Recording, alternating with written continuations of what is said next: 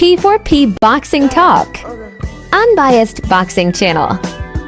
Roses and daffodils, waiting on you at the gate cell. Catch me if I start to feel a prayer dawn, a prayer dawn. Roses and daffodils, waiting on you at the gate cell. Catch me if I start to feel a prayer dawn, a prayer dawn. I got some big ass fucking visions in vogue. I'm talking cover lover, baby mother covered in gold. I'm talking 19 fucking rings on my tree. I got ice and different income that nobody can see. Got a big ass fucking head on my motherfucking shoulders. My niggas steady laughing, talking about my head and shoulders. Hands so fucking long ago from head down to my shoulders. And this shit is from the heart for my haters and the boulders that be in my way. Feeling like the man until I went another way. Try to bust up on my life and went another way. I got that money in my pocket, live another day. Yeah, yeah. Baby, would you like roses and daffodils?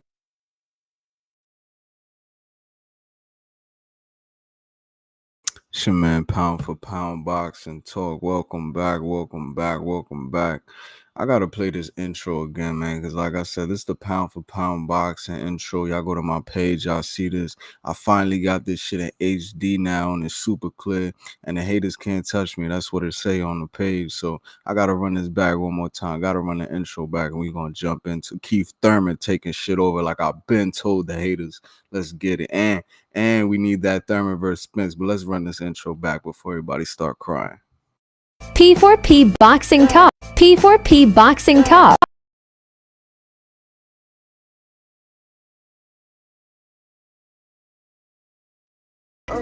Unbiased boxing channel. Roses and daffodils, waiting on you at the gate cell. Catch me if I start to feel a prayer dawn, a prayer dawn. Roses and daffodils, waiting on you at the gate cell. Catch me if I start to feel a prayer dawn, a prayer dawn. I got some big ass fucking visions in vogue. I'm talking cover lover, baby mother covered in gold. I'm talking 19 fucking rings on my tree. I got ice and different income that nobody can see. Got a big ass fucking head on my motherfucking shoulders. My niggas steady laughing, talking about my head and shoulders. Hands so fucking long ago from head down to my shoulders. And this shit is from the heart for my haters and the boulders that be in my way. Feeling like the man until I went another way. Try to bust up on my life and went another way. I got that money in my pocket, live another day. Yeah, yeah. Baby, would you like roses and daffodils?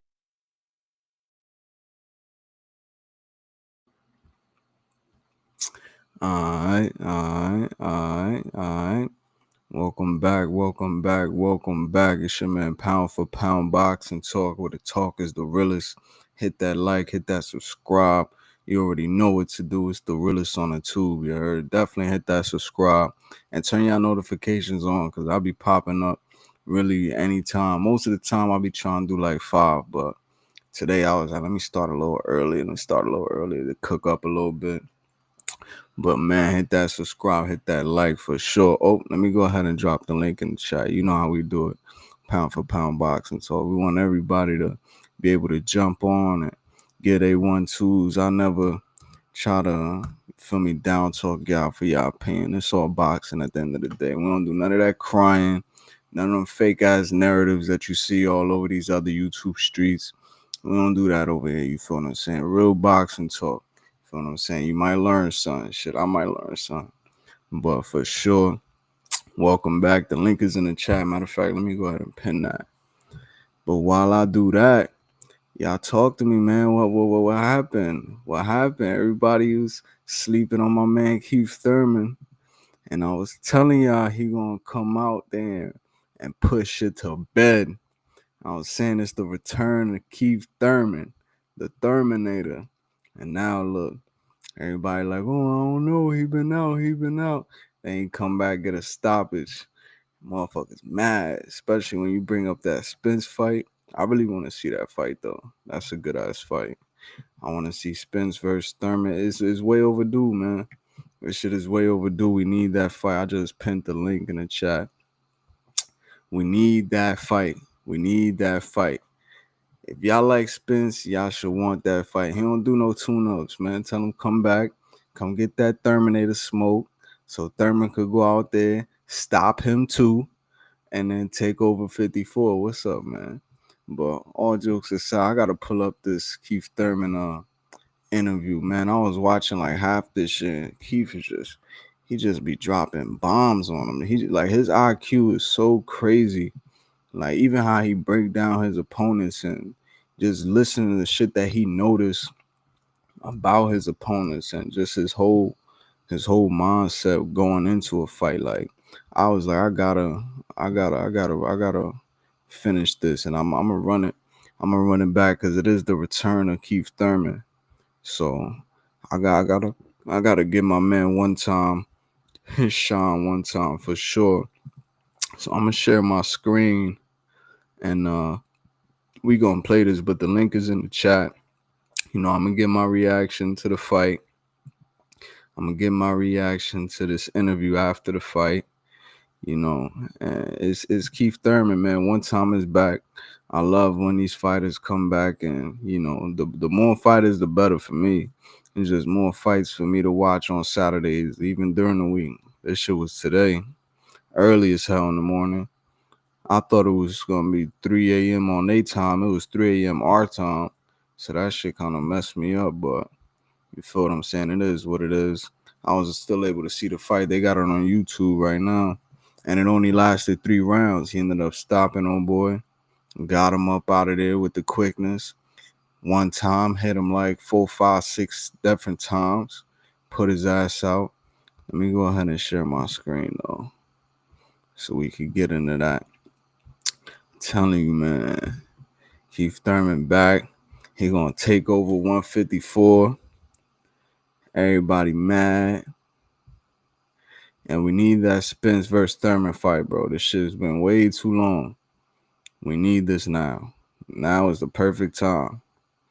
Errol Spence, bring your ass off the ranch and come get this one-time smoke. We waited long enough. We know you don't want to fight him and you don't want to give him that. But come on now, bro. Get your ass off your high horse, literally, and scrap with this man. We need to see this squabble. Before they retire, we need to see this squabble. And I'm taking all bets. All right, I'm sharing my screen now. Let me see something. All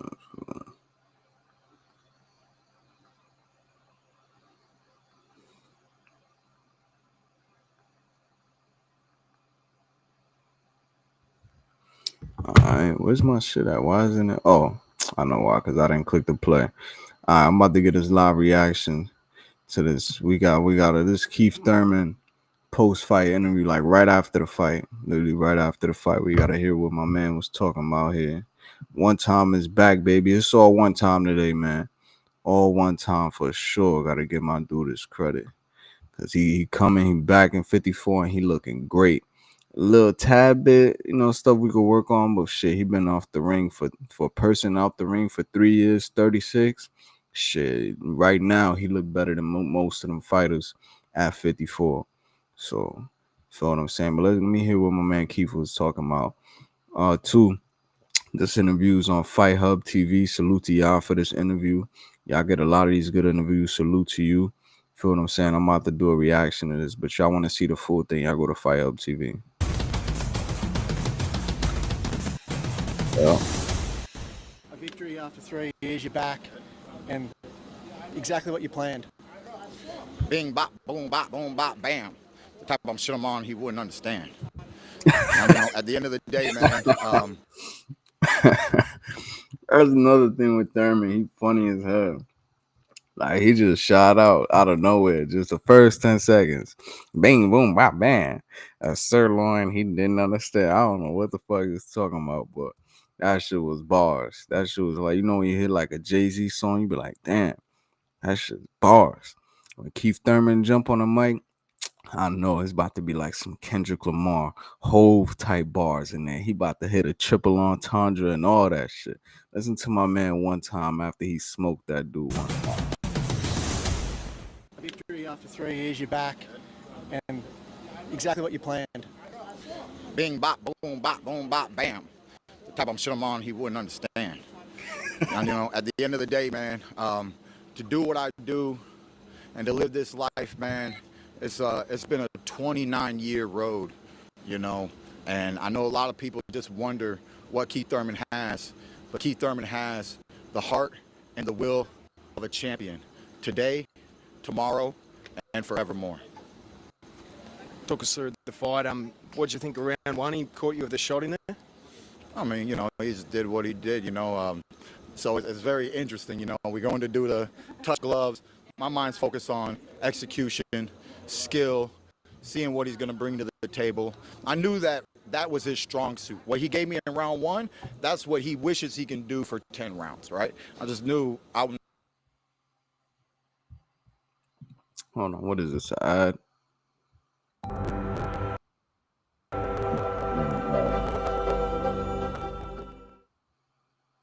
All right, is it over? Nah, let me mute this shit. All right, so Keith said from round one, he already knew what old boy was giving him. He wasn't gonna be able to keep doing that shit. And I'm gonna react to the fight too, cause it was 15 minutes, but it definitely showed me what I wanted to see from Keith. I got enough out of that to see like what I expect. It wasn't too fast, it wasn't too long. I would have wanted it to go longer, but what I saw, I'm telling you, Keith about to take over 155. Mark my words. Feel me? Remember, I was telling y'all about Keith versus Spence, like early on in the week, even last week. Now everybody high on that. That's all you hear now on these YouTube. Oh, Keith versus Spence, yo, I don't know. As soon as he win, now all the Spence fans jumping out the water like, hold on, bro. Nah, bro. Yo, the big fish is still, he ain't ready. He ducking. No. I don't want to hear none of that shit now. It's time. There's no reason we shouldn't see them boys fight. We need to see them men in the ring fighting. It's time now. It is time. We need it for the one time. But let me go ahead and play what my man was talking about. So I just knew I was not going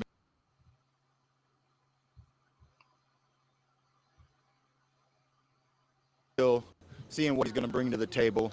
I knew that was his strong suit. What he gave me in round one, that's what he wishes he can do for 10 rounds, right? I just knew I was not going to make the fight like that for 10 rounds, So I just wanted to see what Brock really feels like. And it was the animosity that he had that gave me this idea. I didn't fully have that idea locked in until I approached him and we go to touch up, and he's still like, oh, let's see who really wants it now. He's still bridging up on me out here, And so I said, all right, he's got this much animosity pent up in him. He's been waiting all week to finally do something. Let's see what that is. Let's see what that manifestation of all that pent up frustration. Let's see what that is in the physical world, and where else better than the physical ring in round one. So I can feel his power, his strength, his inside approach, his looping shots, his inside gutters, and I felt everything. He can't do more than what he did in round one. All he can do is repeat that and maybe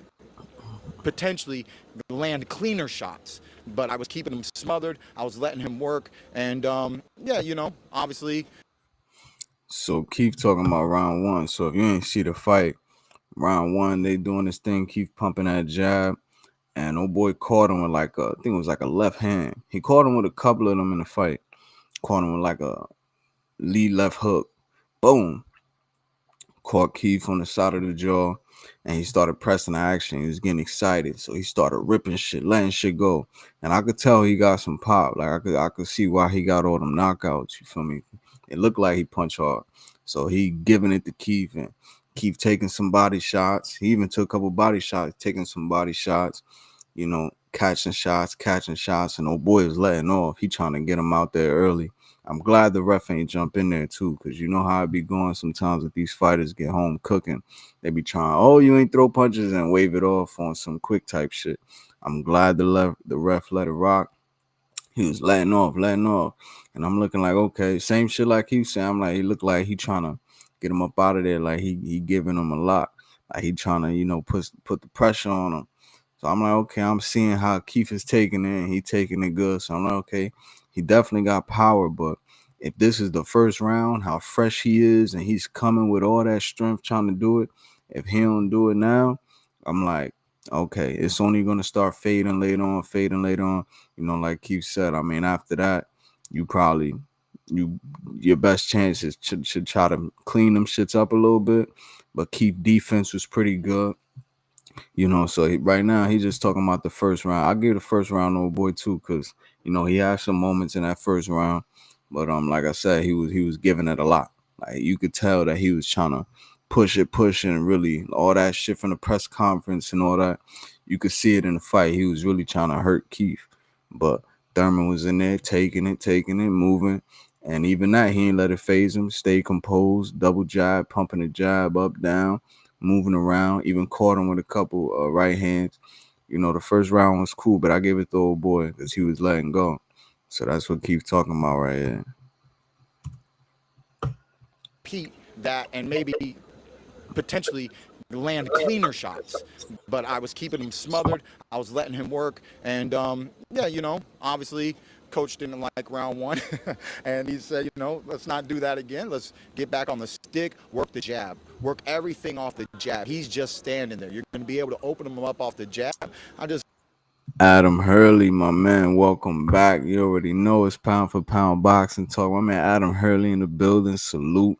Hope you doing good. Hope everything's straight. We got a smart man in the building. He said Keith Thurman's back on the map as far as I'm concerned.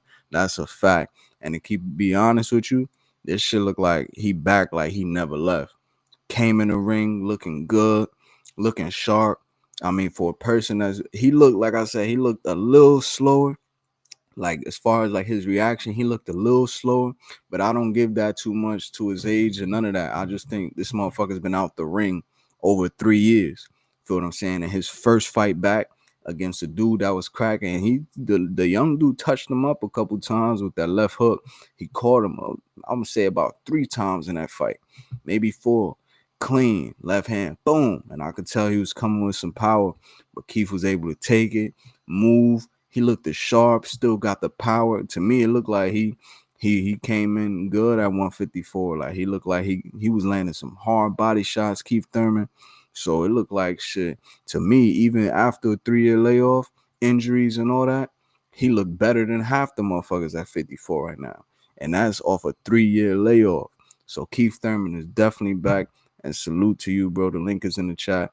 Did I wrench you up? Let me double check my shit right now. Let me see. Did I wrench you up? I think I gave you a wrench. Let me just double check real quick. Make sure I ain't tripping, because you gotta have a wrench. My man got it. Let me see if it popped up blue. Yep. You got a wrench. All right, I'm on it. All right, but let's continue though. And for sure, Keith Thurman is definitely back.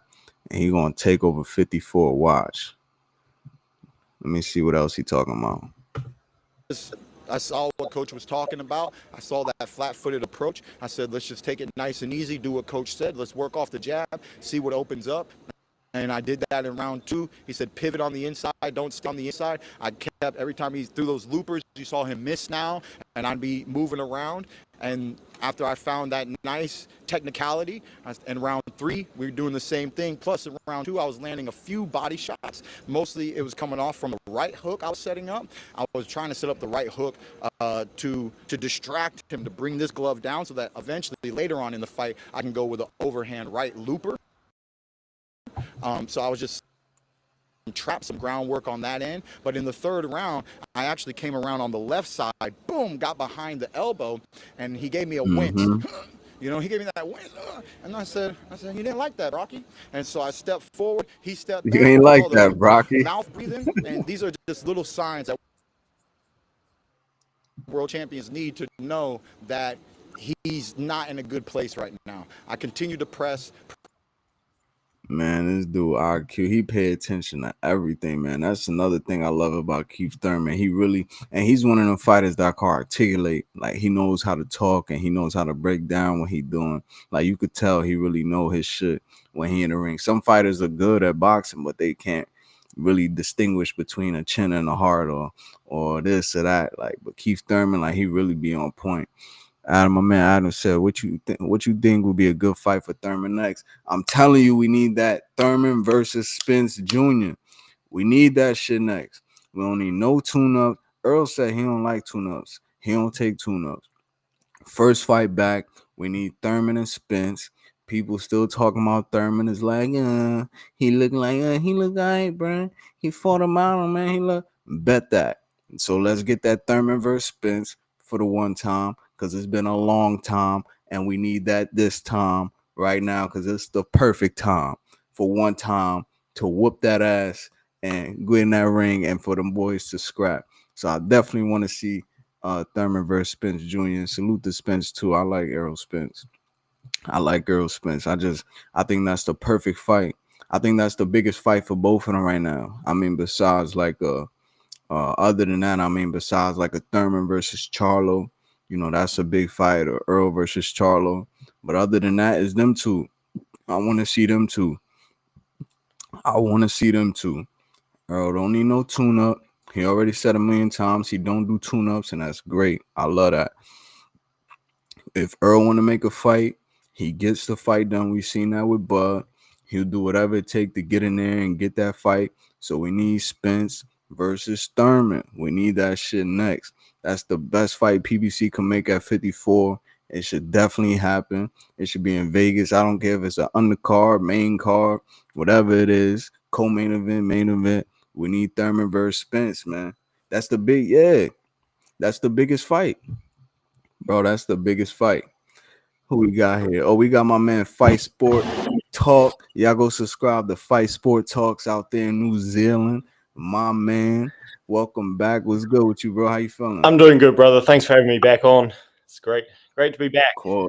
Oh, what's the word, man? Talk to me about my man one time, man. What you think? Well, it was it was kind of surreal to watch Keith Thurman look like Keith Thurman. I mean, I expected him to win because you and I know guys who have been covering the sport for a while would know that Keith Thurman was. I mean, this guy was so exciting. Like when he was coming up, man, when he was fighting Diego Chavez and and knocking him out and beating up guys like Jan Zavik and Leonard Bundu. He looked Robert Guerrero and going Porter. Man, remember that fight? Crazy. He looked for me about as close to a prime Tommy Hearns that we were ever going to get. The way he wasn't Tommy Hearns in terms of like power, knockout power and ability, like very few are, but I mean, he was so exciting. And it's unfortunate how his career went. I'm quite disappointed about that. But in terms of him getting back in there, I mean, he looked great. And yeah, it's fun to see old guys go in there and get a good win, because we're so used to seeing old men go out on their backs, Yeah. And it's like when he came back, to me, it looked like the same thing. I mean, what I said was the only critique I had is that his reaction seemed a little bit slower and his speed looked a little bit off. But I'm like, bro, after 3-year layoff, for him to come in the ring and still look sharp like that, he still looked better than most of the dudes at 54, coming off a 3-year plus layoff. Yeah. So I'm like, if Thurman back in there, like he still looked good. He still in that power. He was getting that chin. He was getting caught. He got caught, I'm gonna say like 3-4 times with the left hook. The old boy caught him, boom, and then I started unleashing in the first round, going crazy, and Thurman was able to move, pumping that jab, still leaping, still looking good, some finesse, some smoothness, elusive, and then he was still with them punches, body shots up top. I mean, even a knockout. I ain't get to all that yet, but he just looked it like Thurman. You feel what I'm saying? He just looked it a little bit off, but I don't really give that. Like I say, even though he looked at a little bit slower on the reaction and the punches, I don't really get that too much with the age and none of that. I'll just get that to being out the ring for over 3 years. You feel what I'm saying? So I think to come back and look like that, look better than Castaño, look better. You could put him up against Fundora, Zoo, I got, man, he active now. I'm like, oh, Thurman back, bro. Thurman back for sure. Yeah, it's an interesting one because when he fought Mario Barrios, I remember thinking to myself, well, this looks like the exact same guy who fought Leonard Bundu because he couldn't get his opponent out of there, but he was moving a lot, and and, The same. and he was sharp. He was sharp on the movement, and going back to again just to relive a bit of nostalgia.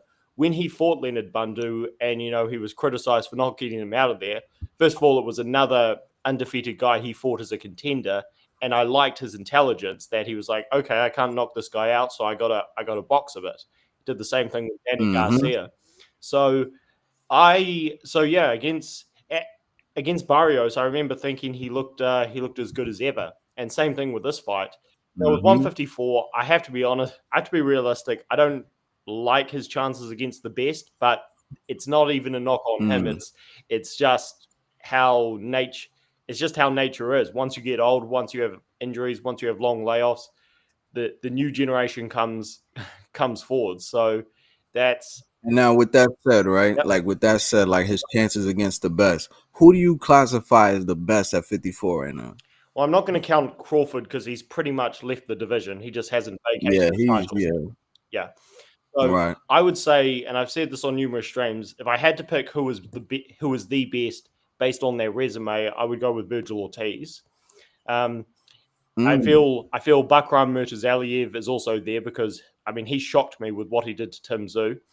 And Yeah, he ran his ass over. oh man, I was as a huge Tim Tszyu fan, as you know, and we come from the same part of the world. That was a shocker.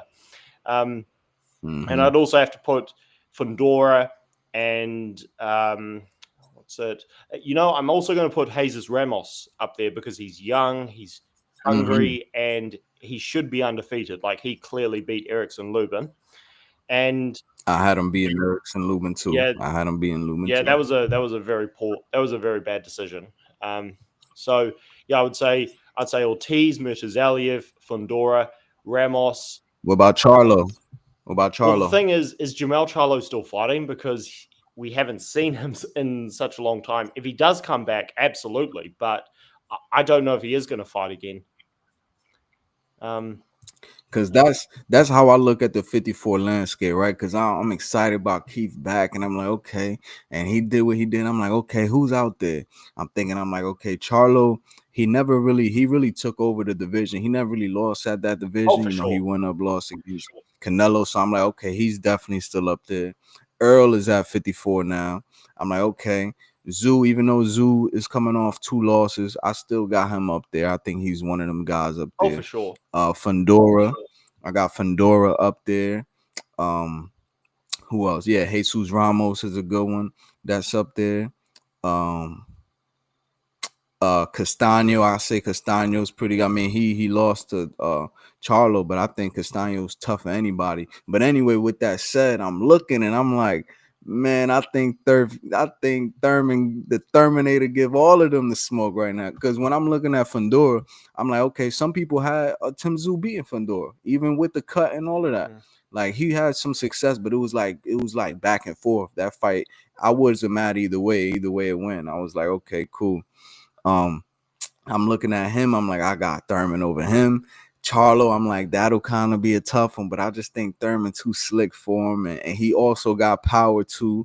So it's like Earl. I'm like, I want Earl to come back, and I got Thurman over Earl too. So basically, I'm looking at the landscape, and I'm like, I think Thurman could take it over. From what I've seen today, off a 3-year layoff, like over 3 years without a fight, he still looked like Thurman to me. And then listening to what I'm hearing from him in this interview, like you could tell like his IQ is still there. He's literally breaking down every round from what he saw to the littlest minute details and what his corner. Like he's one of them dudes that could fight, and he also can how do you say, he can add, like some fighters can't really talk. You feel what I'm saying? They can't really explain what they're doing. They don't really notice. They listen to their corner and they do. Thurman, you could tell his IQ. He paying attention to everything. Man, what round he's in, all of that. So Man, Thurman, I got him over everybody. We got somebody in here, Young Gun. Salute to you, bro. It's pound for pound boxing talk, where the talk is the realest. Hit that like, hit that subscribe. Young Gun said Keith Thurman right now gives Tim Zoo a boxing lesson. I believe so, bro. I got Thurman over a lot of them dudes right now. Blair Cobb said he'll fight at 54. Man, I think the best thing about that fight will be the promotion of it, because they gonna talk hella crazy. Adam said, Mm. I think Keith really big fight already. Boom. My man Young Gun said, my man, are you naked on panel? That's insane. No, I'm not naked, bro. I'm in my house. I don't got a shirt on, but I'm definitely not naked though. So we gotta find you a shirt, bro. Yo, all right, y'all got super chat me. So y'all want me to put on a shirt or something? Y'all gotta Hey, buy it. They got teas. I'm on the East Coast. They got teas at the corner store for $5. So you just send me $5. I might throw a shirt on for you, Young Guns. But salute to you, bro. The link is in the yeah. chat. You always welcome. Hit that subscribe, bro. I see you back here again. I might rent you up because you're a little funny and I rock with you. But go ahead, Fight Sport. You had something to add?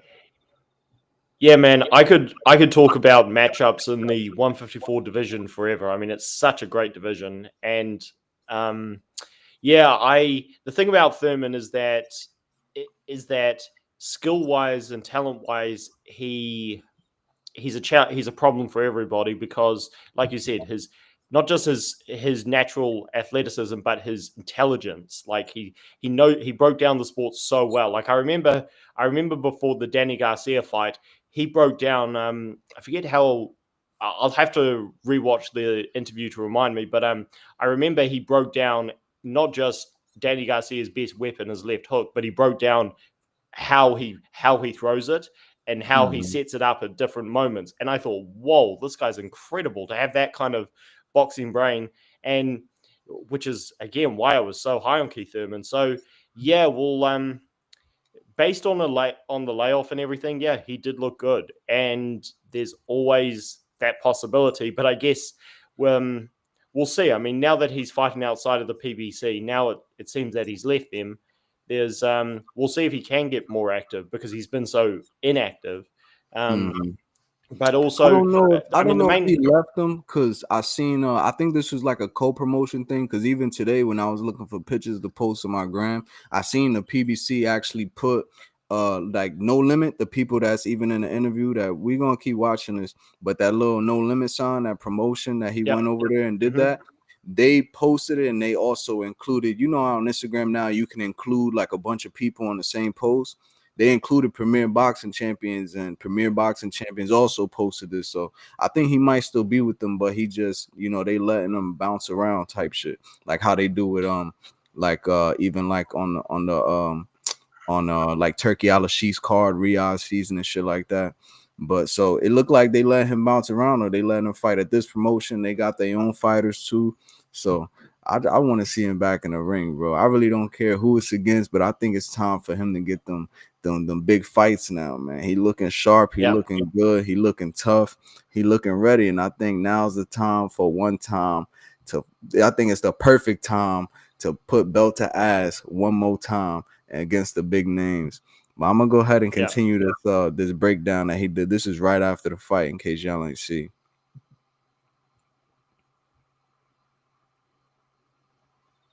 Press, and he's not strong on his back foot. Started to crumble, and as I continued to put that pressure on him, I got a beautiful left uppercut inside, dropped him. He was able to get up. I mean, he was wobbly. I wasn't sure if the ref was going to stop it there or not. He gave him one more opening chance, but there was way too much pressure, way too much time left on the clock. I put the full press on him, foot on the gas, and now we're out here talking to you. Fight's over. Were you surprised it was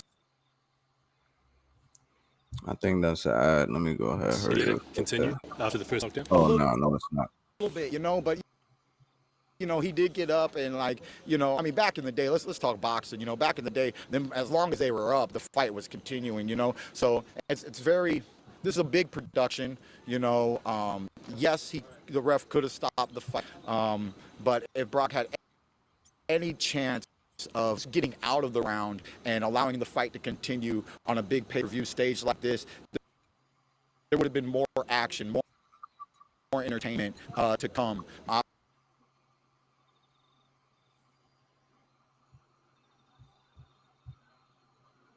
Yeah, Oh, Keith shit, bro. Thurman is Obviously, I didn't allow that to happen. I pressed the gas. Let me pause it real quick. Go ahead, bro. Gotta let it load anyway. well, yeah, Thurman. He's the thing that stood out to me is that because I have been told by insiders that one of the reasons he was so inactive is that apparently he did turn down fights. So the fact that he came back here, it shows that he actually wants to fight. This isn't a guy who lost all his money and has to fight to help his family. So because he wants to fight, like, we'll see what happens, man. And it's funny how things change, because I'm definitely more positive about his future in the sport than Errol Spence. And a couple of years ago, you wouldn't be saying that. You'd be saying the other way around. And right. just a couple of things, because again, I could talk about the division forever. That you said, I actually thought that despite the cut, Tim Tszyu beat Fundora, and I got nothing but respect for Fundora. He's a good guy, and A lot of he came people back felt from that way. that. Yeah, a lot of But the people thing felt like is, that. yeah, the thing is, bro, is that Fundora Tim Tszyu was easily beating him up until that cut. Now, under any and I broke this down on my channel after the fight happened. Sorry, bro. The commission should have stopped that fight, and even with the cut, because literally Tim Tszyu couldn't see, even with the cut, I still felt Tim Tszyu won 7 rounds. So I didn't think Fundora proved he was the better fighter. So I still actually had Tim Tszyu as the number 1 in the division, and not just because I like him and he's like my countryman. I literally thought he could be the best. So the Murtazalia fight shocked me, and I don't know if he can come back from that, because I mean he's done really well, but I have to be realistic. I'm not sure if he can come back from that. So, but if he can, I was just going to say, if he can come back from it, I still think Tim Tszyu can give everybody in this division a hard night. But the thing about Thurman is that, I mean, again, if he's really serious about fighting the best contenders, a lot of these guys can fight on the inside better than, well, not just better than he can, but their entire game revolves around fighting, again, being rough on the inside. Guys like Ortiz, guys like Madrimov, Murtazaliev, Xander Zayas. He's a very exciting young fighter. These guys are super. I mean, Bohachuk, a lot of people thought Sergey Bohachuk did enough against Virgil Ortiz, and he's lethal on the inside with those hooks and body shots. So it's a very interesting division where not just these guys not only can they box, but they're very rough, bang. and they're like they can bang. They can, yeah, exactly. So and it's, again, with Thurman's future, I don't know, but the fact that, again, he wants to be here is very good, is very promising. And always a fan of Keith. I mean, he's done great things in his career, and he gave us a lot of excitement early on. And yeah, man, I mean, the division is hot, super hot. It's a lot of smoke at that division. Personally, I really want to see him fight them top names. I feel like it's time. I feel like it's past due. I mean, he fought Pacquiao, and then after the Pacquiao, I think we didn't see him until he fought Barrios. I think Barrios was after Pacquiao. Yeah, I think correct. yeah. So we didn't see him. So he was already the biggest name. Fought Pacquiao, the biggest dude in the sport besides Floyd. Fought Pacquiao, close fight. Some people had him winning. Either way, he took the L. Came back, and fought Barrios. Smoked him. I don't know. I forgot the score, but it had to be like a clear victory, because I remember he was basically. I think it was like 10 rounds to 2 or something. Yeah, something like that. Boom, smoked him. Then right after that, even with him turning down fights and shit like that, he signed up to fight Tim Tszyu. That was gonna happen, right? That was gonna happen after that. I think it was a year or something. I forget the timeline. Yep. Then something happened with his shoulder, got out. Now he's back. He fought this young, hard hitting dude from Australia, and he stopped him 3 rounds. I feel like now is the perfect time, bro. Throw him in there. You still got ties to the PBC. Throw him in there with Charlo. Throw him in there with Fedora. Throw him in there with Zoo. Throw him in there with Spence. Get him in there with Spence. Like you got names at that division to put this dude in now. He's 36. He still look fresh out of all them dudes, out of Danny Garcia, who he came up with, Sean Porter, Kell Brook, that whole class that was like right there. Spence was a little earlier. Spence was later. Like Spence was younger coming up. I think now Spencer like 32 or something. So he was like 4 years, 3 years behind him. But even that now, like out of all them dudes, it's him and Bud is really the ones that really is like they still look like they got it. You feel what I'm saying? And I don't know, man. I like to see all of them fights, but right now, definitely I would really want to see him. It's time to throw him in there with them dudes, man. All of them have names. They're gonna be good fights. Like I said, I don't care if it's the main event, co-main event, whatever it is. But I want to see them fights, and I got Thurman over a lot of them dudes, man. Especially the way he looked today. Just for like, people could say what you want to say about the opponent, but I'm focused on how he's looking. How's his defense? Oh yeah. No, I get what you're saying. Like, what is he doing? He's pumping the jab. How's his distance? Is that footwork still there? Does he look gassed? Does he look like he thinking? Is it too much for him? After over 3 years, for him to come back and perform like that, looking better than basically almost all these dudes already, I'm like, bro, it's up. And we talk so much about Keith Thurman boxing skills and his IQ and all of this, but the cherry on top is that he has power, which is what he basically was known for coming up. So now you're dealing with somebody that really is like a complete fighter. Like, I don't know, bro. He's one of the last one of them dudes, man. And I think he got it. yeah, man. I mean, the thing about Thurman is, again, he didn't just have the natural ability, but he had the intelligence. Like, he's still to this day, and I use this, or I'm going to be using this on my channel as a soundbite. One of the greatest call out moments ever. You remember when he fought he called out Paulie Malignaggi and he said, "You better not duck me, son." Oh, And yeah, I was yeah, like, yeah. this guy You is better not like, duck me, son. Yeah. you better not duck me, son. Like, I Uh-huh. love that. And it's but this was a guy who was about that life, you know what I'm saying? And the funny thing about the Pacquiao fight is that it actually was legitimately close, but Pacquiao was such a fan favorite and such a legend that people didn't even want to talk about it. They just wanted to talk about Pacquiao's achievement. They didn't want to talk about that actually, even though Thurman could have fought a better fight, he actually did make it close. So He made it real yeah, close. I think the only thing that saved Pacquiao was that flash knockdown. Without that I think knockdown, I'm so. like, because even after, I have to rewatch it again. But I remember when it happened, I was like, yo, I think Thurman got that. Still, even like, I don't know if maybe I was a little more, because that fight was so long ago, and I've been a Thurman fan, so I don't know if there was a little bit biased there or what. And I like Pacquiao too, love Pacquiao, but I just remember thinking like, yo, I think Thurman still got it. Like, but I think it's Pacquiao, it's Vegas, and he did get that flash knockdown early. But Thurman, when he came back, they was boxing, they was scrapping. It was like he looked like he was negating a lot of stuff that hopping stuff that Pacquiao be doing. But man, Yeah, man. he just looked the same to me, man. That's why I really don't give the age too much, because off the long layoff against Barrios, he still looked super fresh. I love the way he looked in that fight. Fast forward over 3 years later, he come back. He still looked fresh. Still, like I said, he looked a little slower, a tad bit slower, but I contribute that to a 3-year plus layoff. I think anybody will come back and not look a little 100%, but he still looked at like 90% Keith. And like I say, even with that performance and his power now, he look a little stronger. I don't know.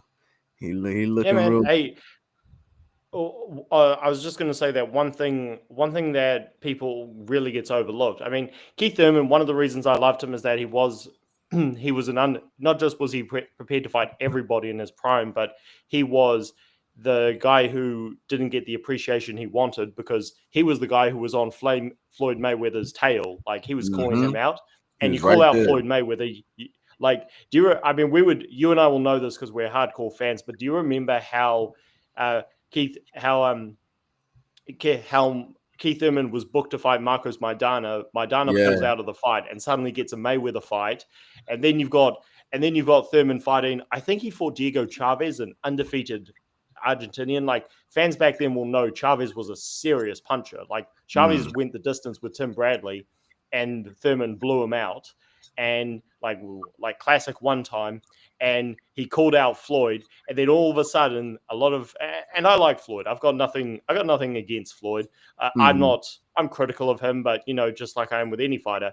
But do you remember when all the Floyd fans started saying, "Well, Thurman hasn't earned a Mayweather fight," all this nonsense? I was I like, never liked it that like when they you ain't earned it. I think he earned it, but Oh, Floyd is my favorite fighter, and Floyd, I always remember his response. He was like, "If you beat Spence, I'll give you the fight.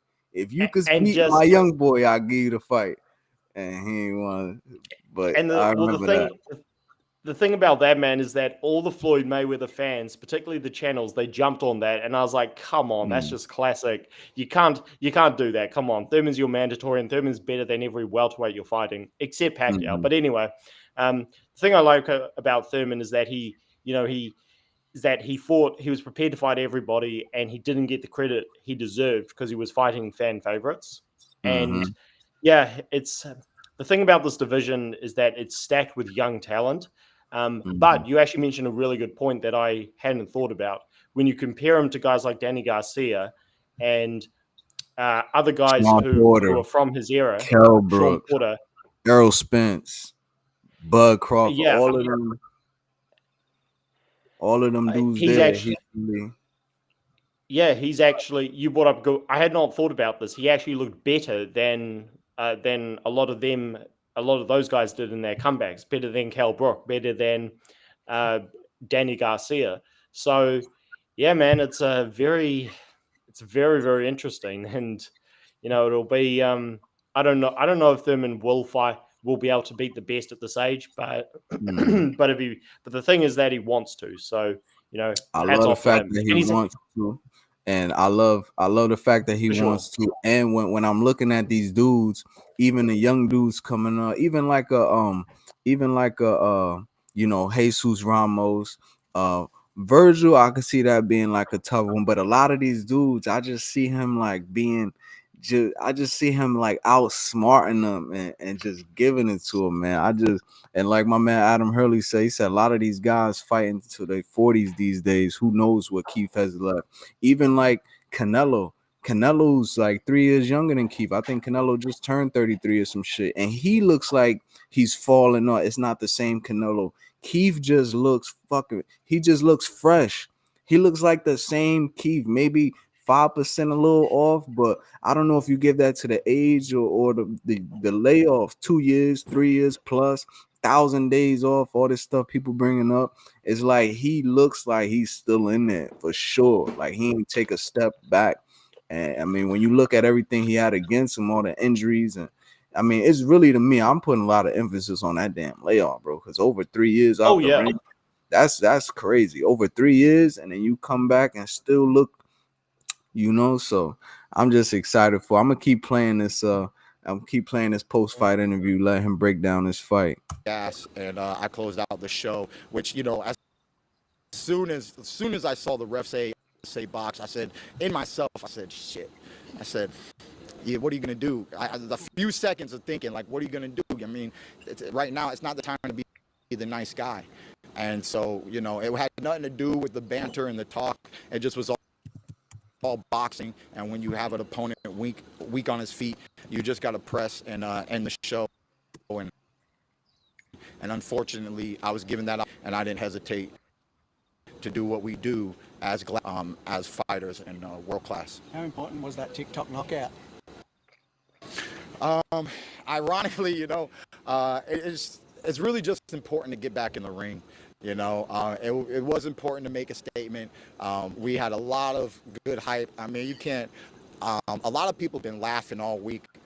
They love the antics. They love the robot walk, the brick walk that I did. It was the last moment I could tease them. And I didn't know, because when I first got in town, Brock was real. He was like a stale potato chip. He had nothing to say, nothing to do. And then as I keep poking at him, I don't know, somebody must have gotten in his ear and be like, look, man, he's in your city, he's in your town, bro. You can't let this chump come in here and talk like that and do it. Whoever got in his ear, I'm grateful, because it brought out a little bit of flavor, brought out a little bit of sugar, a little bit of spice from Brock. And it made the whole week a little bit more entertaining. And he was able to, try to do something in round one. And it was a good fight. I told him at the end of the fight when I went over there, I said, I love you. I've never hated you. This is all business. Best of luck to you. Tim Tszyu. How does your boxing IQ match up against, say, Tim Tszyu? I mean, look, man, you gotta understand boxing. I was a 7-time national champion as an American fighter. I had probably about 80 to 81 wins, 11 losses before I ever turned pro. I was the. Is this an ad? All right, yeah, that's an ad. Yeah, man. Yeah, They bringing up Zoo. What you think about that fight? You think Zoo could do something with him? You think you think he could do something with Thurman, or you like it's a bad style matchup? Because even before you answer that, the Mortuzalia fight, right? Everybody remember that because it was like a surprise. It was like, who the hell is this guy that just did this to Tim Tszyu? I don't really take too much away from Tim Tszyu off of that fight. I just think it was a bad style matchup.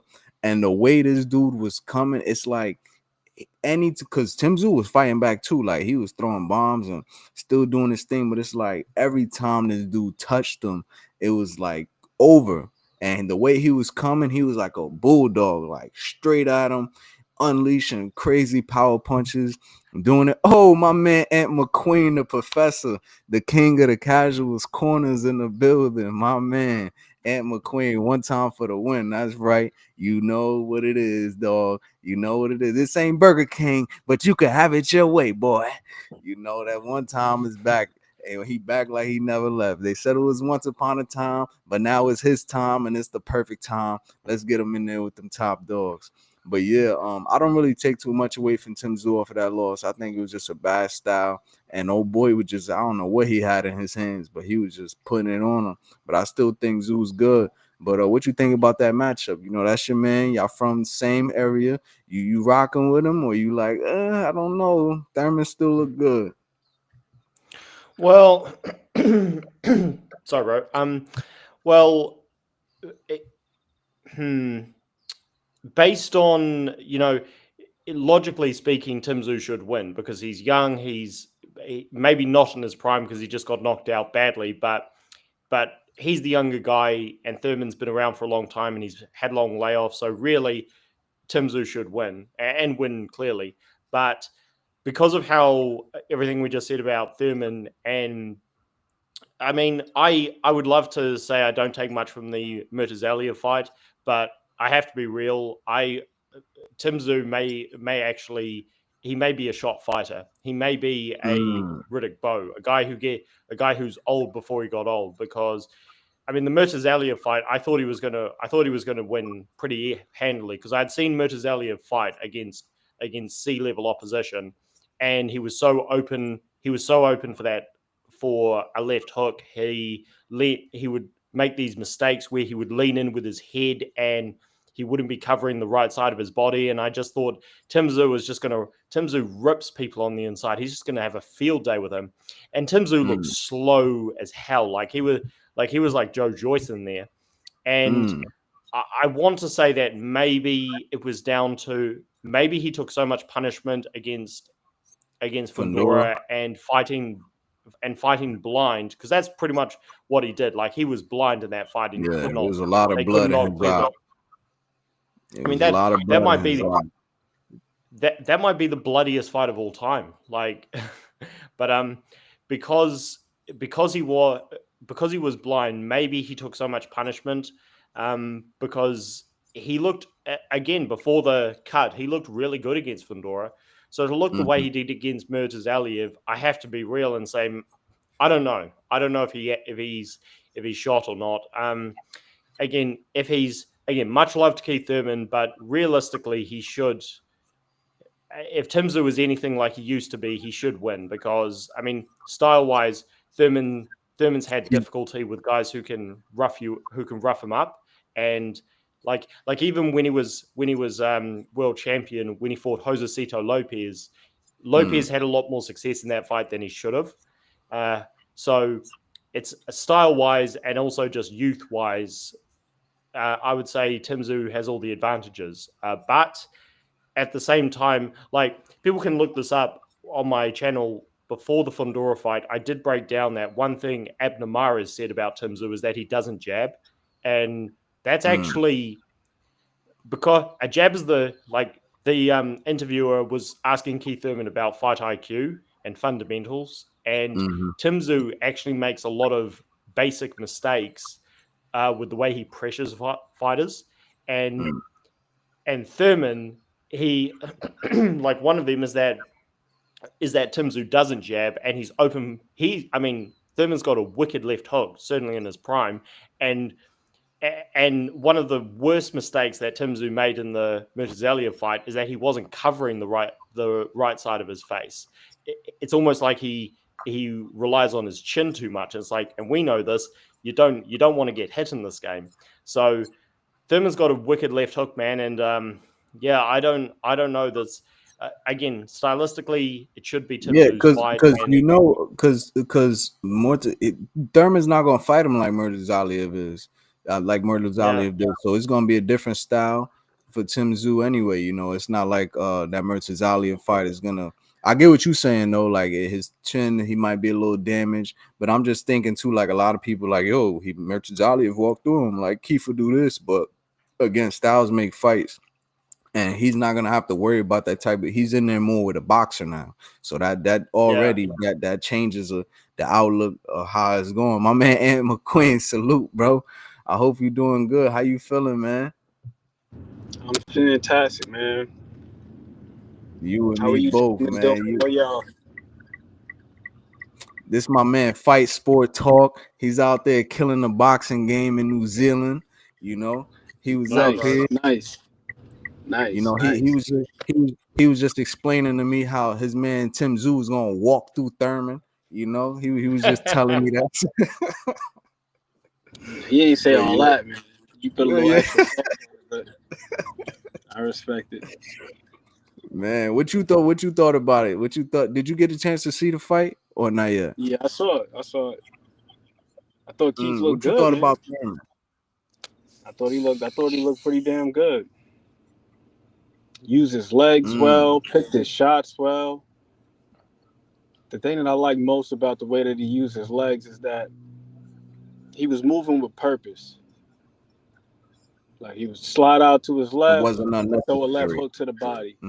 He wasn't just on his bike to just be on his bike like you see some guys do sometimes, where they just move too much but don't put any offense behind it. So I thought he did a pretty good job with that. And then that 4-punch combination that scored the first knockdown, that was absolutely sensational. Beautiful. The accuracy, everything looked good. I liked the way that he was just keeping it basic. When he was jabbing, he had his head slightly off the line to the right. Same thing when he showed his right hand, just showing ring craft, man. I thought he was pretty good. Did you see any slack in his game? No. And I was looking at the musculature, like his body composition and everything. He looked pretty sturdy at 154. It's probably like the best shape I've seen him in. And somebody in the chat said something about fighters fighting till 40 nowadays, and I couldn't agree more. I was talking to Angelo earlier, and I was saying, man, that some of those fluke injuries that happened to him, because he had a couple that didn't even occur in the gym. They weren't boxing related injuries. Like one was a bike accident. Like Keith literally was like riding his bike and ran into a pole or something like that. But the fact that he had been sidelined he hadn't taken as much wear and tear because I'm pretty sure he wasn't able to spar, and obviously he wasn't in the ring under the light. So I think Keith is a tad bit preserved. Mm-hmm. Fresh. That's what I was saying. No I spring could never. chicken, but preserved. I'd say he's like an Yeah. antique car, like a classic car, well Still run maintained, good, right? still run good. You know what I'm saying? Mm-hmm. Mm-hmm. Yeah, I don't remember Keith being in much wars. I mean, I think about the Sean Porter one. The one that really stick out to me is maybe the Robert Guerrero one where he had the knot on his head. And that fight was a little bloody, and it was going back and forth. Keith dropped him and stuff. But like you said, man, it's like he's been in like a time capsule. Like, yeah, he's getting older, but he still look fresh. What I said from watching it, I think he looks like the same Keith. To me, his reaction just looked a little bit slow, and it's not even because he got caught. I think he got caught like 3 or 4 times with the old boy's left hand, but he just like his speed just looked at a little bit slower. But I don't think that that's for his age. I think like I was the whole time talking on here, bro. I've really been contributing a lot to him being out of the ring for over 3 years. So any fighter that come back look like that after 3 years layoff plus, and off of injuries and stuff, it's like, bro, like to me, he still looked like Thurman, man. And like me and Fight Sports was going over the landscape at 154, and that's why I even put it in the title. Like, could Thurman be the best at 154 now? It's a lot of smoke up there, a lot of young guns. But when I think about Thurman, and we all know his boxing IQ, but even the power that he still got, and he got it in both hands still. I mean, he was hurting on boy with the right, but every time he dropped him, it was with the left, like clean timing and everything. So, but mostly too, it's the IQ. So I'm looking at this dude's experience and how smart he is, and okay, well, who would he go against? Okay, Fundora. I think he got him against Fundora. Okay, maybe the Virgil. Or maybe I haven't seen too much of Mirza Zaliev. I'm not gonna lie. I seen the Zoo fight, and that really like impressed me. He looked a little dangerous, but I gotta watch more to see, how good he really is, and what his tendencies and shit like that is. But Thurman, I just think he got the full package, like even at this age, So I really see him doing his thing at 54, man. But yeah, my only thing was, I'm like, he just looked a little bit slow, and I was hating that when he would like leap and throw his shots, he always keep his hands here. Like when he was jabbing and stuff, like you say, he's keeping his head off the line and stuff. But I don't know if it's because he can read the other person's shoulders or react to him, whatever. But he always keep his hands like by his chest, and I hate that shit. I'm like, no, pick him up, put them shits here, like pick him up.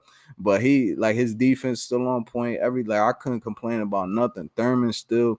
Like I was even saying with Fight Sports, like out of all them dudes he came up with the Danny Garcia, Sean Porters, the Kell Brooks, the Earl Spences, the Buds, besides the Bud, he still looked like he got it all. Like besides all of that other class, it's not like a Canelo where Canelo got older and it's like, okay, he looked like he took a step back. He's not as good or whatever. He looks a little bit more basic than what he used to be. Right now, I can't tell you what prime Thurman is, because every time I see him, it's like he's still there. Even in the Barrios fight, a Fight Sports just say, yo, I know he looked the best in that fight, and that was off another layoff and injuries. Now I'm seeing him now. Granted it was 15 rounds, and you could say what you want about the opponent, but just looking at him, like you said, bro, he looked the same. He looked strong, still got power in both hands. IQ still there. I'm watching his interview. He breaking it down like the same old Keith. He comprehends shit so good. He's saying every little detail about what's going on in the fight. Like how you were saying last time, like he literally knows every round he's in and how much to score shots, or if he lost a round, what to do the next one. It's just, man, I just think he got it all, bro. Like, who you think is the toughest form at 54 right now? Who you think giving him the most problems in the weight class he in now? Bud, I'm not counting Bud because I think Bud is gone. Canelo, after this Canelo fight, I think that's the end we're going to see from Bud. I think he's going to ride out on top, win or lose. But who you think at 54 is really could do something with Thurman, just from your eye?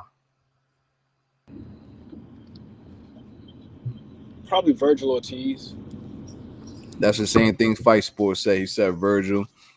Yeah, Virgil Ortiz. Virgil Ortiz. That situation that happened with Tim Tszyu, I wasn't necessarily surprised, man. What situation that happened with Tim Tszyu? Back in October, the fight with Murtazaliev. Why wasn't you surprised? Did you see Tim Tszyu's fight with Wade Ryan? Was that the black dude that clipped him? No, Wade Ryan is a Ryan. if I'm not mistaken, he's a UK fighter, but he's a Caucasian dude, white dude. I don't know. I don't Southpaw. think so. He caught him early, dropped him. That was the first time Tim Tszyu been dropped. Oh yeah. That was the first time he got put down in his career. Yeah. He got caught early. That was like the first round. And how you related that to Murtazaliev though? Because then we're gonna go several fights after that when he fought Terrell Gausha. That's the guy that you were just referring to. And he got put down in the first round. And what then you what thought? Happened with Murtazaliev? He hurt him in the first round. I think Tim Tszyu is one of them guys where if you watch his fights, because like the fight with Wade Ryan and the fight with Terrell Gausha, they played out relatively the same way. Like Tim Tszyu got caught early on. He managed to weather the storm, and he fought progressively better as the fight progressed. Difference with this time with Murtazaliev is Murtazaliev got him early on, but didn't allow him to recover. He just swarmed him. So I think that's what it will come down to for Tim Tszyu against a guy like Keith Thurman is can he avoid getting caught with something early on and then getting frazzled? If he can maintain his composure in the event that he gets caught early, I think that there is a chance in which he could, probably get a decision over Keith Thurman. Because I think that Tim Tszyu, he's got a good enough body attack, and we know that's Keith Thurman's kryptonite. Right. It hasn't been his complete undoing because, to Keith's credit, the times we've seen him hurt to the body against Luis Collazo, he get up out of there. Josecito Lopez. He get right up out of there. Yeah, against Barrios. Keith Thurman will spit the gum shield out and suck in wind if he has to and get himself right. And he'll take the rest of the round off and just get on that bike. Then once he recuperates, it's back to business. But Keith knows how to survive. And I think that Keith, his head movement and his footwork are good enough for him to evade big shots. We only seen him drop one time. That was a flash knockdown against Manny Pacquiao. The only 8 division champion in the world. Right. And then even then, Keith wasn't hurt. Keith got right back up. It was back to business. But the times that we seen him visibly shaking up is when he got hit to the body. That body.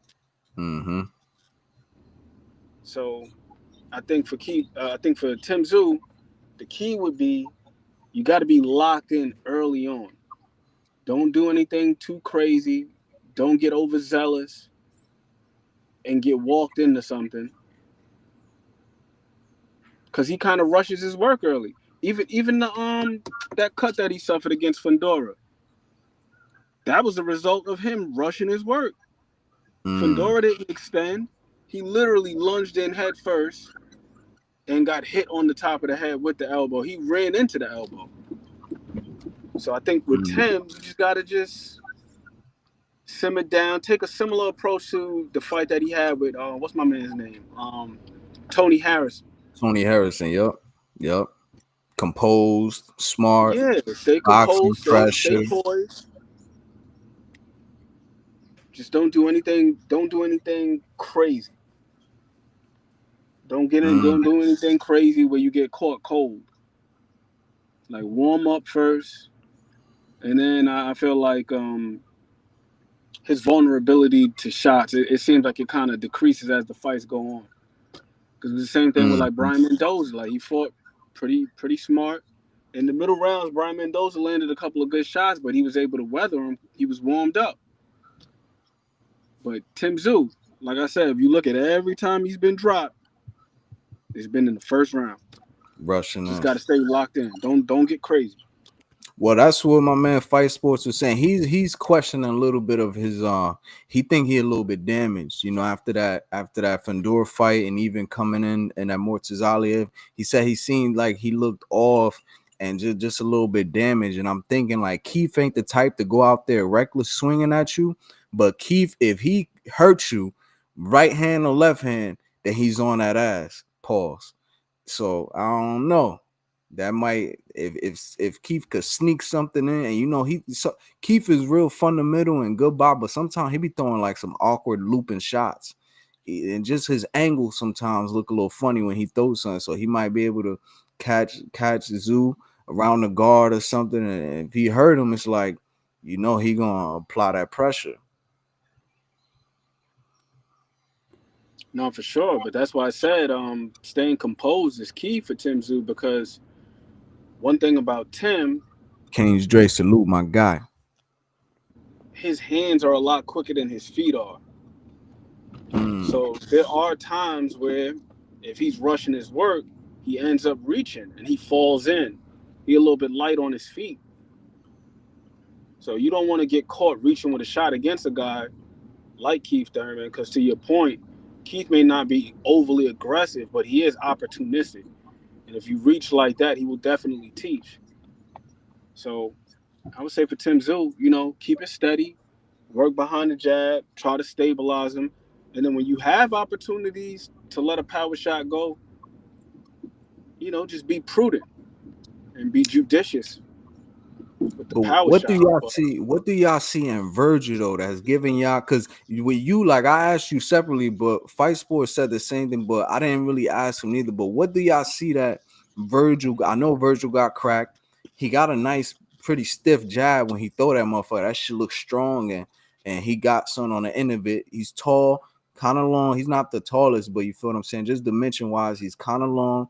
Big boy, like what do y'all see that's really, because people will tell you like, bro, why you bringing up Virgil? You still got Charlo there, you still got Spence, but both of y'all was like, I think Virgil. Some people say Virgil got a padded record, even that Boachuk fight. Some people say that was really close to call, that he might have lost that. Why? What are y'all seeing in Virgil? Or maybe it's a style thing that y'all like, I don't know, that could be a trouble for Keith. I'm be right back, bro. But why y'all so confident in Virgil against my guy one time?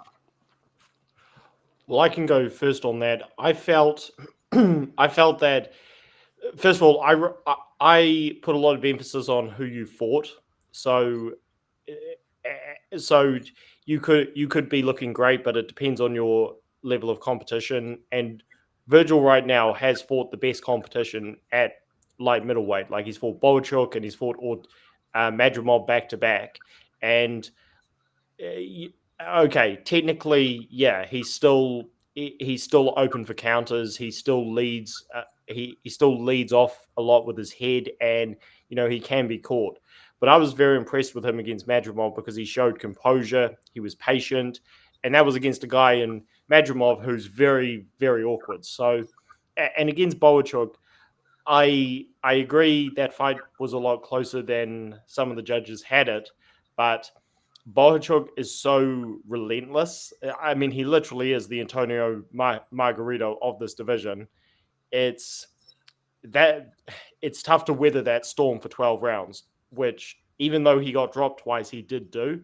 So the reason I put him very high, bro, is because again of who he's fought, who he's beaten, and the improvements he's made.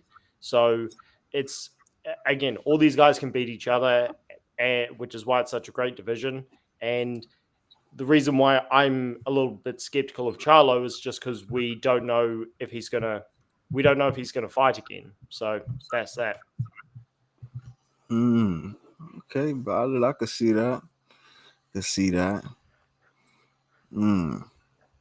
I'm just thinking about.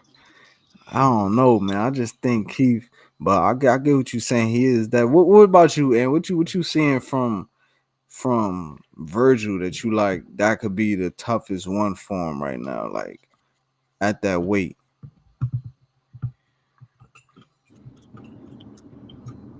For one, I would have to echo Fight Sports his sentiments about who he's been fighting, Mm-hmm. and I don't think that Virgil has a padded record at all. To be honest Mm-hmm. with you, he's fought some pretty good fighters. Right. He's fought Mean Machine, who I think is a super underrated fighter. I don't know what it is Yeah. about him. It just feels like he's missing that one thing that just allows him to finish strong. He always starts extremely, extremely strong. Like the first half of the fight against Bud, he was in that fight. He fought well. A lot of people felt like he should have been awarded the knockdown. Um, First half against Virgil, fought extremely well, but just faded in the back half. So he's a good fighter. I think Maurice Hooker is a credible guy. Is he the world's greatest? No, but he's not a chump either. So he's a credible guy. Boachuk, good fighter, sturdy guy. Mandramov, to his point, to fight sports point, a tricky guy because he can come with a multitude of styles. Like we've seen him box a little bit loose, utilize movement and evasiveness, and then there's been the fights like the Kubranov fight where he just came forward and he was an offensive dynamo in that fight. And for Virgil to handle him the way that he did, I was extremely impressed. Once again, I gotta echo Fight Sports sentiments about Virgil's patience because he wasn't deterred by the movement.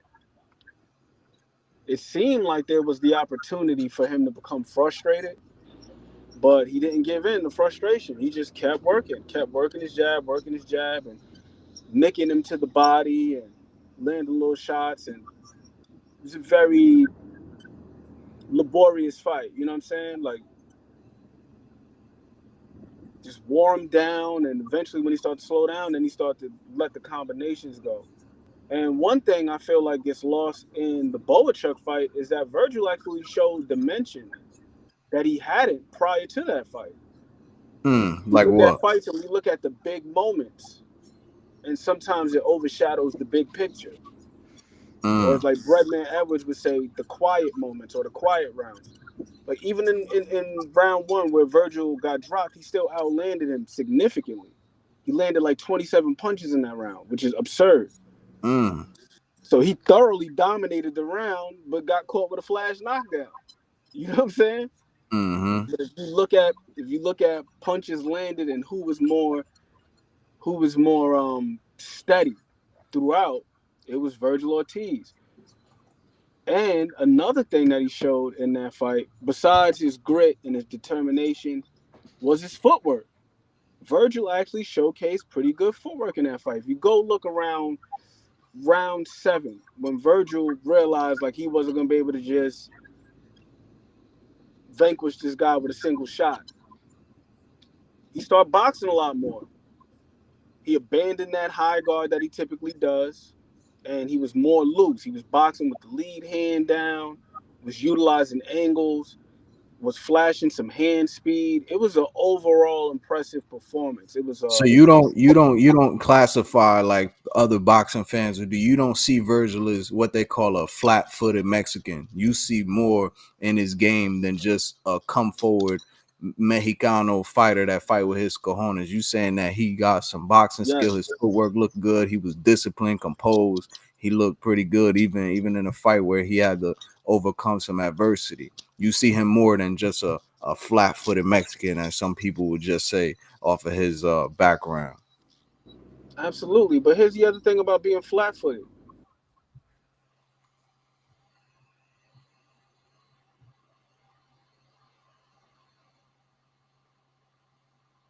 You went out real quick, and I don't know if your mic cut or if you muted yourself, but you went out.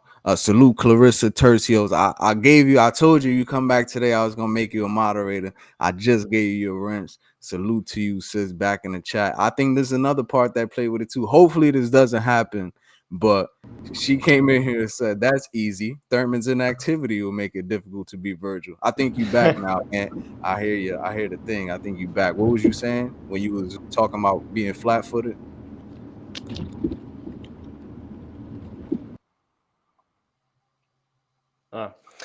Guess he's lost connection, but he's actually saying a lot of things that I've been thinking. Like, I definitely don't see Virgil Ortiz as flat-footed. I mean, I'll go on the record. I thought Madrimov was going to beat him because typically, up until that point, Ortiz did look flat-footed, and Madrimov is not just a mover, but he's a very intelligent mover. I mean, his movement threw Terence Crawford off. So.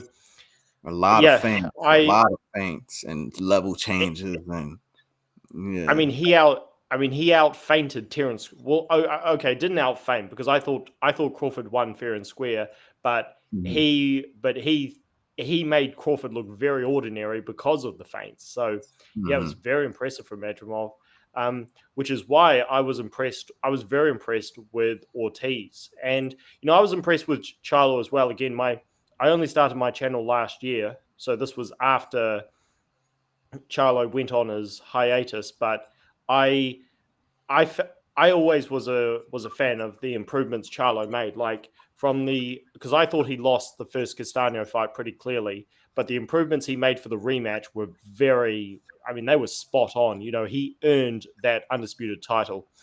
So yeah, I've always been a fan of both Charlos. The problem. I guess if Jamel was going to fight, and let's say he doesn't look old like Keith Thurman didn't look old, then it's very interesting because Jamel Charlo, he's a very effective counter-puncher off the back foot, whereas Keith Thurman, he's a very naturally gifted, aggressive counter-puncher on the front foot. Like when he's coming at you, he's almost going to wait for you to make a move, and then he'll counter you, and he'll do it while being aggressive. So that's a super intriguing fight. And I mean, it's just, again, with Charlo, it's just, I believe style-wise he can beat a lot of guys. It just, I mean, he seems to be a guy who's got comfortable since he made money. And hey, that happens to a lot of guys. I mean, Keith Thurman was that guy. He got comfortable once he started making money. So I don't begrudge him for it. It's just hard to tell if he's going to come back or not. Yeah, it's hard to see. Well, we're gonna see when he come back, and if he come back, how he looking. And I see you back in here. Your mic working now? You good? Yeah, I got a phone call. I know. You know how that goes. I'm on the phone. Oh, so. yeah. But like you I'm was saying talking about Virgil, you was I'm gonna touching make on it the brief. point, flat-footed. You was talking about flat-footed. The thing about being flat-footed. Yeah, being flat-footed doesn't mean that a fighter has bad feet. It's more of a stylistic choice and what it is that they want to prioritize. Somebody who's going to prioritize agility and all of those things, they're going to be up on their toes. Somebody who's looking to Daddy, can I put my stuff in there? throw some heat, man, they're going to be a little bit more flat-footed. But I look at positioning more than anything when it comes to positioning is most important, man. That's the most important thing. Well, it sounds like you got the little ones with you, bro. I appreciate you popping on. You can still hang out if you want, but I know you living in real life. We talking boxing, but you got salute to you for being a good dad in real life. I was moving away from the crowd. But yeah. So it's really what it comes down to, man, is positioning. Positioning is key. Like, can you?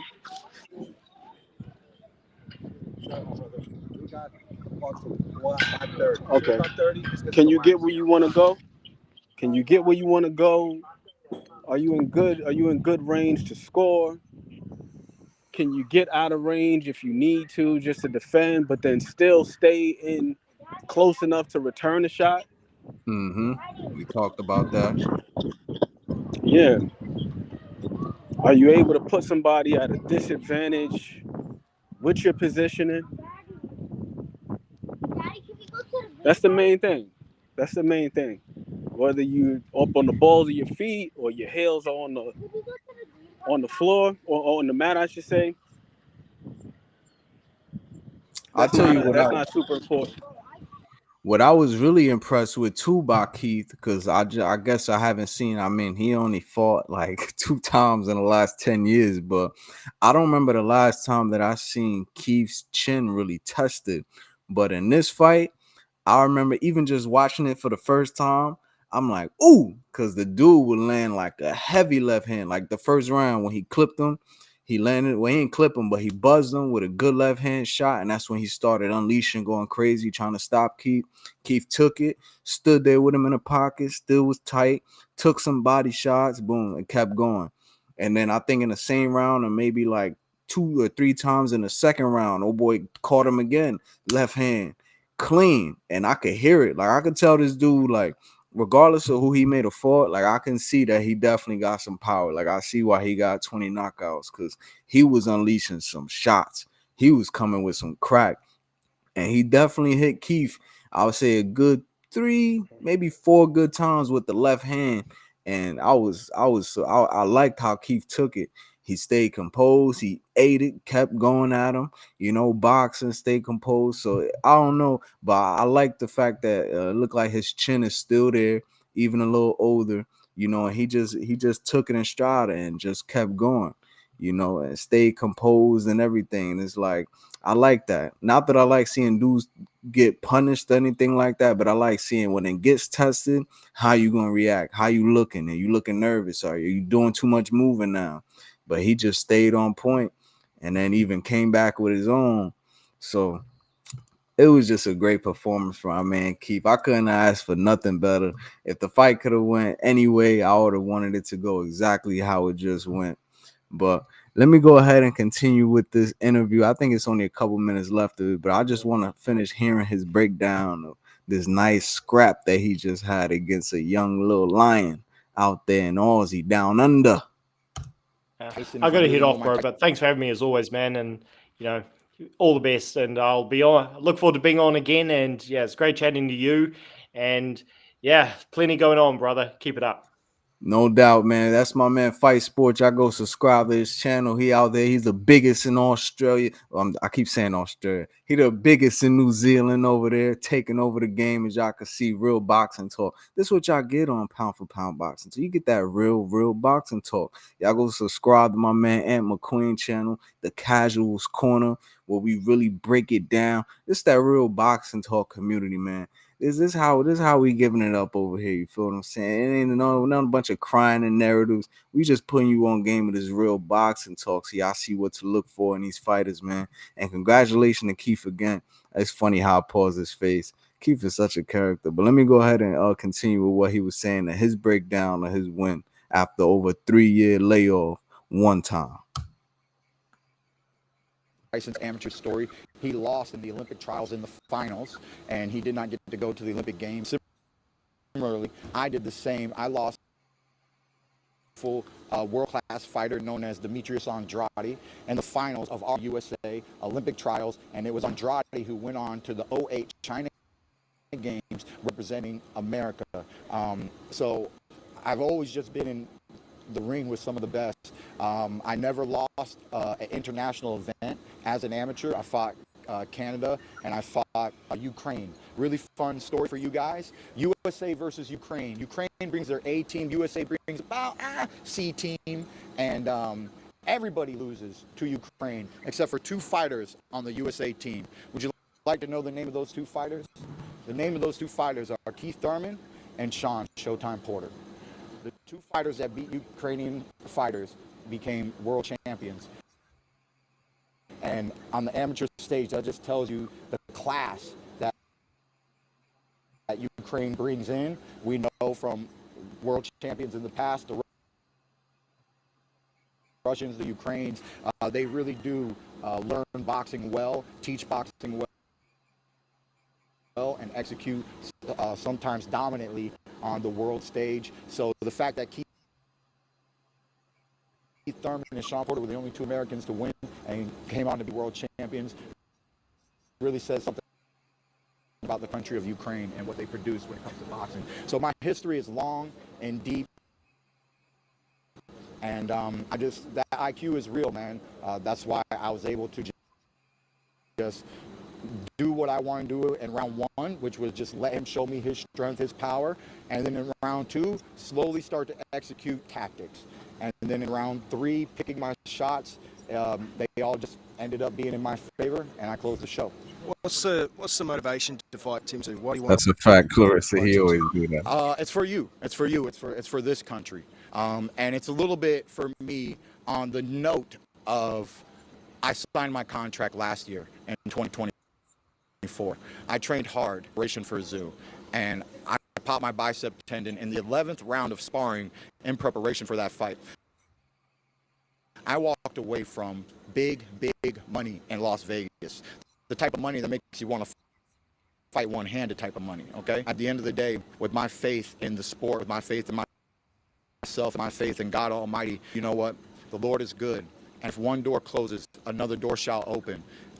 Being here today is the evidence of my spirit, evidence of my resolve to always stay true to oneself, give you guys the best performance that I can, and not just fight for the money. That's right, Keith. I like that. Which is really hard to do at the top level. A lot want to fight for the money. I fight for the glory. I fight for the legacy. I fight because I'm a fighter. And every time Keith Thurman fights, you see red, white, and blue, because Keith Thurman is living an American dream. Every time I'm under these bright lights. So at the end of the day, I'm open to any contract right now. You know, Tim Tszyu's not finalized. I know it's very easy to say. It's very easy to talk about. He came off of 2 losses. He needs to get a W, right? I'm over here at Darling Harbor, W, a big old W, and go get his W, okay? So get your W, Tszyu. Get your W.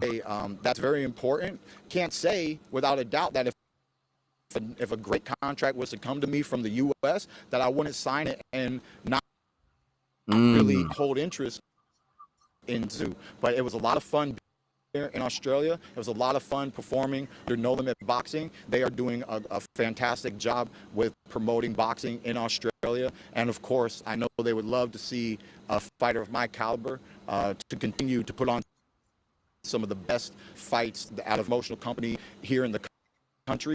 And you know, we can negotiate those things if I don't have a better offer that comes to the table. See, I heard it there, man. Salute again to fight. When you bet $5. Shut up. Salute again to Fight Hub TV for that great interview. If y'all want to see the whole thing, it's on their page. Y'all can go check them out over there.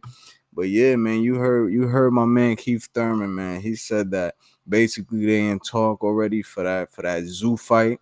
He like, yo, Tszyu need to go out there, get his W. You know, he coming off of 2 L's. You know, go out there, do that. He willing to stay out there in Australia and run that. And or he said if something come across the table from the U.S., from the U.S., he said he willing to take that too. So my man is active. He ain't talking like, oh, it was great and I want to take a break and want to be with my family. He like, nah, I'm a fighter. I turned down money so I could get y'all the best because I believe in the sport. I do it for the glory, the red, white, and blue, the American dream, because it's one time and it's my time, and damn it, it's the perfect time. You see the kind of time my man is on. He's on demon time right now. You know, that's my man Thurman. He back like he never left. He doing it big, and I'm excited for it. That's right. And one time, Clarissa said Thurman always speaking to himself in the third person. That's a fact. That's how he do it. That's how he do it. A lot of the greats be doing that, you know. But that's just Keith, man. He just funny as hell.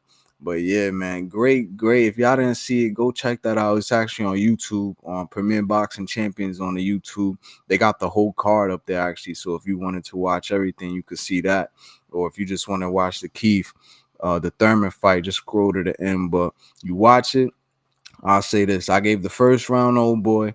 I think he landed a good left hand, and like Thurman said, he said it was a part of the plan. Okay, he called me. So now I want to see what all that energy was about, all that banter. He looked like he was tight. So I wanted to feel it in the physical form. What does that look like when this dude's all tight and really trying to get at me? He said I wanted to feel everything he had. And the dude was really letting off some shot. I mean, y'all see it. Either y'all saw it already, or if you go back and watch it, like you'll see he was throwing bangers, trying to get Keith out of there, throwing bombs, body shot to the head. He caught another headshot behind the guard of Keith. But Keith stayed composed, stayed up in there, moved around. They even did a little bit of the inside work because the ref was letting him work out of it. He wasn't really breaking the clinch like that. So we got to see some inside game from Keith. Defense still looked tight. Speed looked good. The power, oh my goodness, both hands. Like I said, he was hurting old boy with the right hand and then finishing him with the left. I mean, every time he dropped him, it was with the left hand. That left uppercut was beautiful.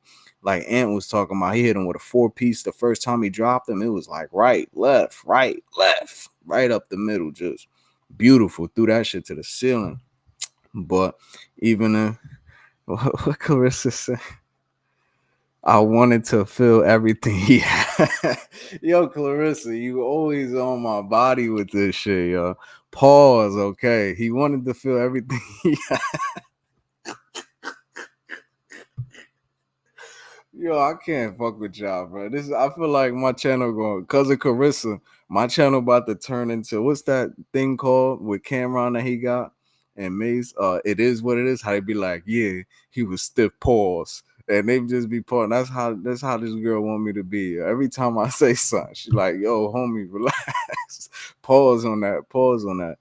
But yeah, Keith. But you could tell he's still smart, still in it. Second round was a little closer. I gave that to Keith, though. I felt in everything he was doing. I mean, there's nothing wrong what he was doing. I mean, from changing levels to the jab to the defense, as his footwork, like Ant was saying, he wasn't using unnecessary footwork. The distance was there. He was doing his thing. Like I said, he got caught about 3 times maybe with the left hand from a strong young dude who was in there angry trying to get him out. So he put a lot of intentions on them punches, and Keith was still there, right there with him, just out thinking him and just doing all the little all the little stuff, was ripping old dude body too. Pause. He was hitting him to the body. Pause. He behind sneaking him with the left hand hook to the body. That's when he said he knew that he didn't like it, that he hurt him a little bit. But he was banging them body shots, pause, just ripping them. Keith Thurman was doing everything. The jab was good. The hooks was good. Punches and different angles. He wasn't one dimension. And he looked like Keith Thurman. I don't know what Keith Thurman prime is because I can't say that Keith looked better fighting when he fought versus Danny Garcia than when he fought Barrios or like he just looks like the same thing with Crawford. Like I can't right now, Crawford 37. I can't tell you what is prime Crawford. The fight before last was probably his best performance ever.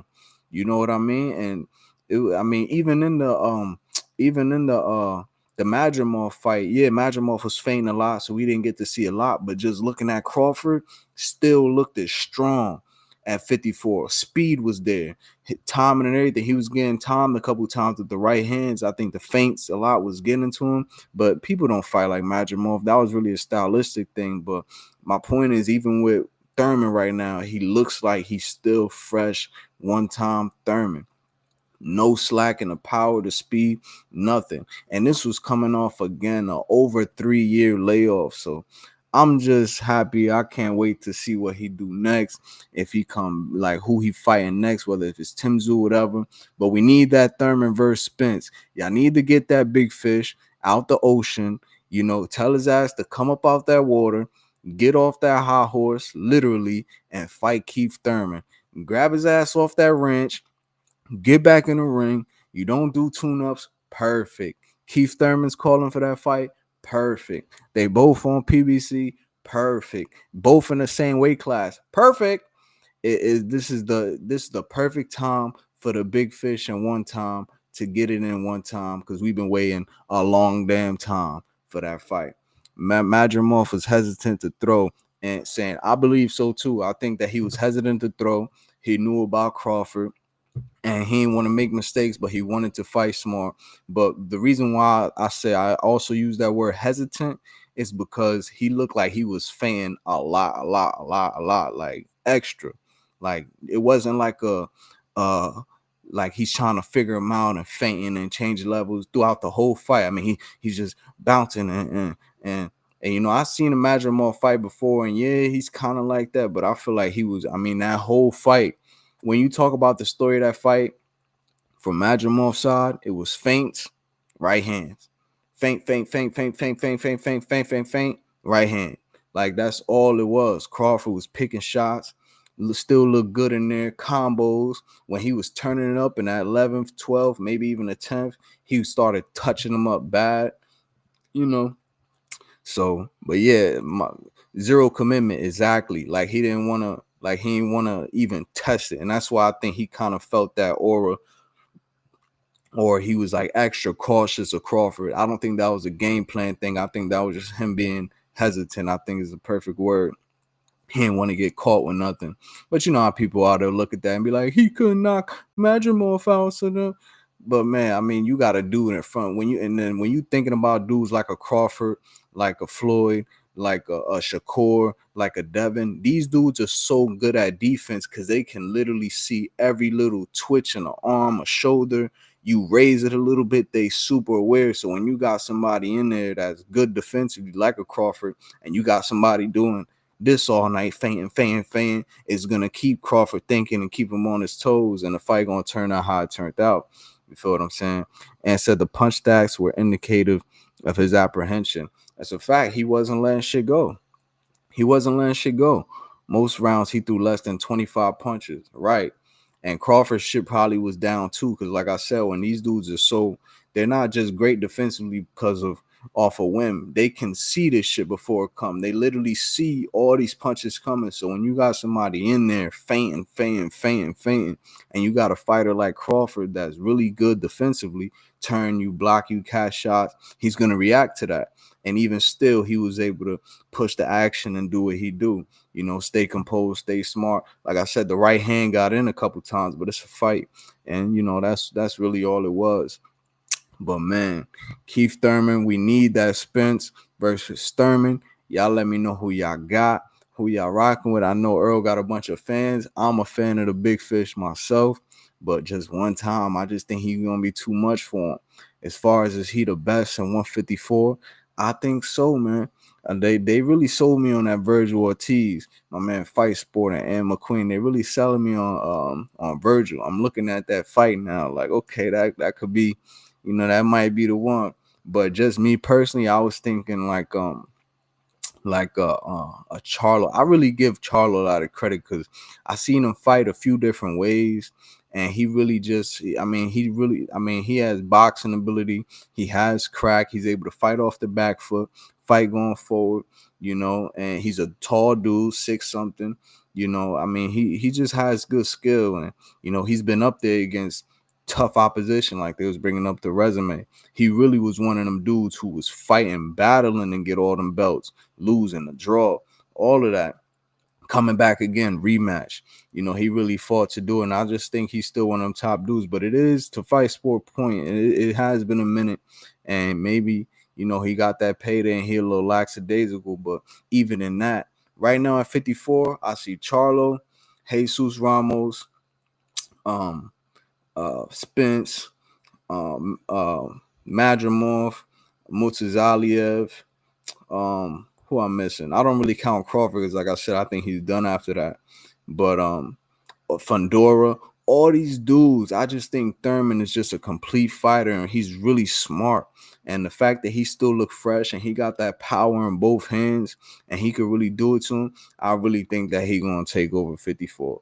I really think he'll take over 54. He stay on point. Coming off looking like that 3 years, I think he stay on point. It's gonna be, you know, and just knowing Thurman always been a dog. He just always been nice.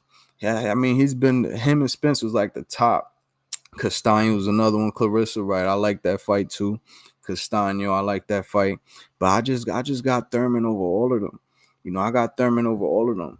Right now, probably just the Virgil would probably be tough. They were selling me on that. And that Mortazalev, I don't know. I gotta watch a couple more fights of that dude, but he really he looked like he got some he got something dangerous in them gloves. So I gotta check out a couple more of his fights and see where he's slacking or see what he's really good at to really give an assessment of him. Because I just don't want to say like, oh yeah, he's great, because I seen him on one performance where he basically was just walking through Tim Tszyu, you know, because Thurman got so much in the package and he's just looking so good.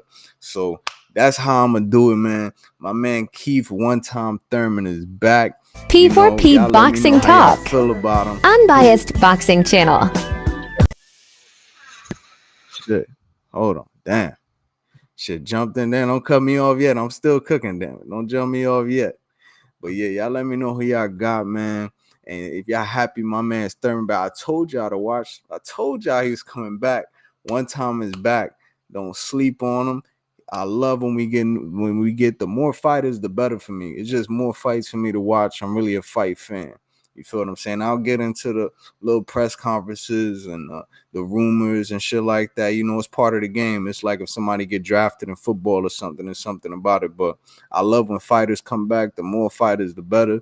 The more fights we get to watch, and the better it is for boxing. So other than that, man, y'all hit that like, hit that subscribe. Carissa, you tooled up now. I gave you a wrench. Keep me on point with the pause. Don't have me out here looking crazy. So I appreciate you. My man Young Guns was in here talking about I don't got a shirt. I told you they got a corner store that got them $5 white tees. Send me a little $5 super chat cash app. I might throw on a shirt for you. But right now I'm in the house, bro. I'm chilling, just talking boxing. So that's what it is. But yeah, y'all be easy, man. God bless y'all. I think my man Just Do is on. So y'all go over to Just Do Boxing, talking that real boxing talk. Subscribe to Casual Corner, my man Ed McQueen, Fight Sports Talk, all the people that talk that real boxing we rock with. So other than that, man, it's pound for pound boxing talk, where the talk is the realest. Hit that subscribe for sure. Hit that like, turn the notifications on, and I'll see you on the next one. P4P Outro. Boxing Let's Talk. go. Unbiased Boxing Channel. P4P Boxing Talk. Unbiased Boxing Channel. Roses and daffodils, waiting on you at the gate till. Catch me if I start to feel a prayer dawn, a prayer dawn. Roses and daffodils, waiting on you at the gate till. Catch me if I start to feel a prayer dawn, a prayer dawn. I got some big ass fucking visions in vogue. I'm talking cover lover, baby mother covered in gold. I'm talking 19 fucking rings on my tree. I got ice and different income that nobody can see. Got a big ass fucking head on my motherfucking shoulders. My niggas steady laughing, talking about my head and shoulders. Hands so fucking long ago from head down to my shoulders. And this shit is from the heart for my haters and the boulders that be in my way. Feeling like the man until I went another way. Try to bust up on my life and went another way. I got that money in my pocket, living up.